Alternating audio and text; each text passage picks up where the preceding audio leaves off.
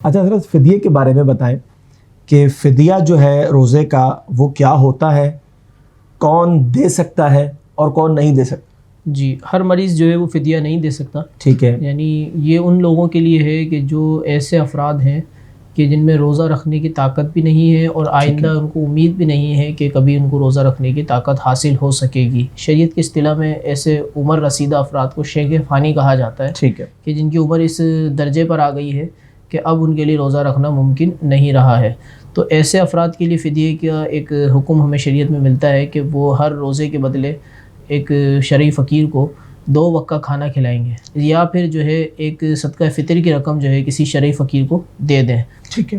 اس کے علاوہ ایسے مریض جو ہیں جو دائمی مریض ہیں، جنہیں اس بات کی امید ختم ہو گئی ہے کہ اب ان کا مرض دور ہوگا، یا مرض دور بھی ہو گیا تو اتنی طاقت حاصل نہیں ہو سکے گی کہ اب وہ روزہ رکھ سکیں، تو جیسے فالج کا اٹیک ہو گیا. جی، ایسے دائمی مریض جو ہیں وہ فدیہ دیں گے ہر روزے کے بدلے.